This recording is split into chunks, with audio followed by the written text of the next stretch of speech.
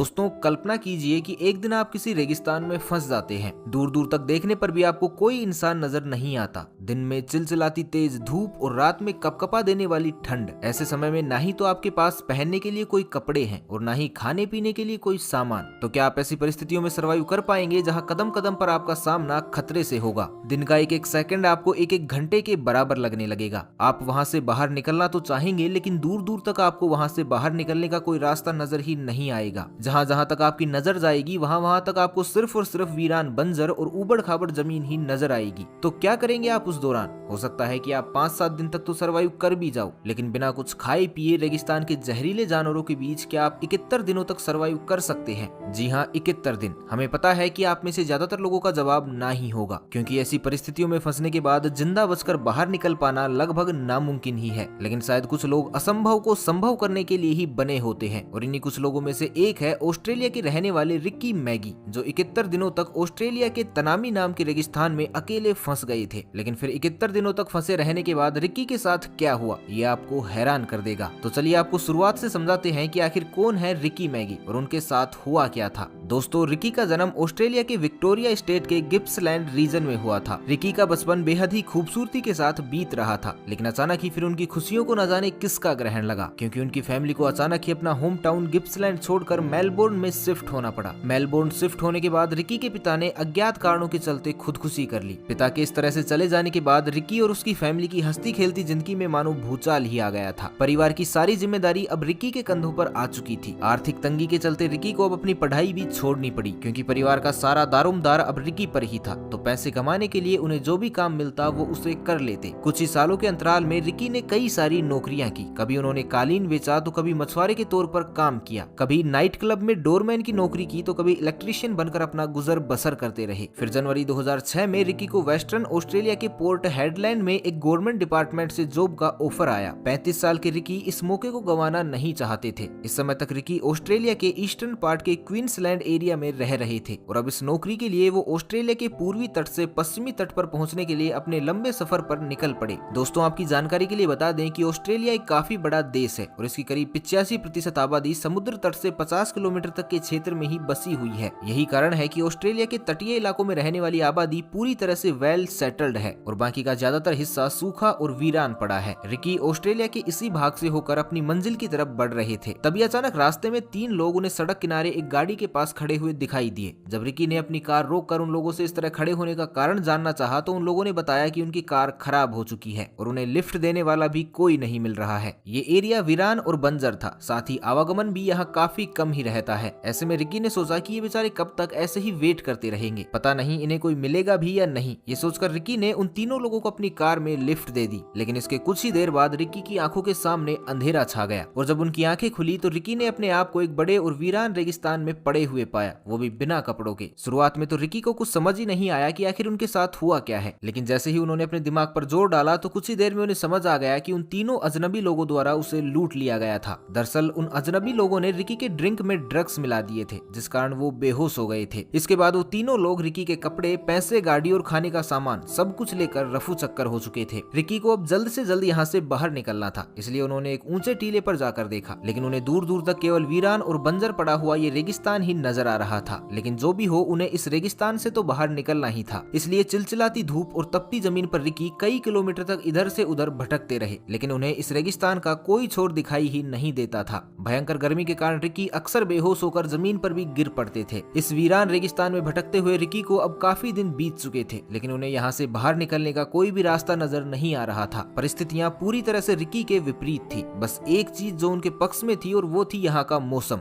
दरअसल उस समय ऑस्ट्रेलिया में बारिश का मौसम चल रहा था और बारिश के मौसम में पानी और छोटे जंगली जानवरों की अधिकता होती है। बस यही एक चीज थी जो रिकी के फेवर में थी, क्योंकि बारिश के इस मौसम में रिकी अपनी भूख प्यास मिटाने के लिए कुछ न कुछ बंदोबस्त कर ही लेते थे। इसी तरह दिन बीतते गए और रिकी लगातार मदद की तलाश में इधर उधर भटकते रहे। हर सुबह उठकर रिकी अपने सफर की शुरुआत इसी उम्मीद के साथ करते कि शायद आज उनका सामना किसी न किसी इंसान से जरूर होगा जो उनकी जान बचा लेगा। लेकिन हर दिन बस रिकी को निराशा ही हाथ लगती और जैसे ही शाम होती तो वो बस मायूस होकर बैठ जाते। लेफ्ट फॉर डेड नाम की अपनी ऑटोबायोग्राफी में रिकी ने बताया कि वो रेगिस्तान में लीच, छोटे छोटे कीड़े, मेंढक, चींटियां, छिपकली और पौधे की जड़ों तक को खाकर अपना पेट भरते थे। उन्हें वहाँ जो भी चीज मिलती वो उसे खा लेते। अपनी प्यास बुझाने के लिए रिकी ने छोटे छोटे बांधों और गड्ढों में जमा पानी की मदद ली। जब उन्हें आसपास पानी का कोई भी स्रोत नजर नहीं आता था तो वो अपने यूरिन को भी ठंडा करके पी जाते थे। जी हाँ, आपको सुनने में थोड़ा अजीब जरूर लग सकता है, लेकिन जब परिस्थितियां विपरीत होती हैं तो इंसान को उन परिस्थितियों से लड़ने के लिए हर संभव कोशिशें भी करनी पड़ती है। दिन के समय रिकी का चिलचिलाती धूप और गर्मी के कारण बदन झुलस जाता था।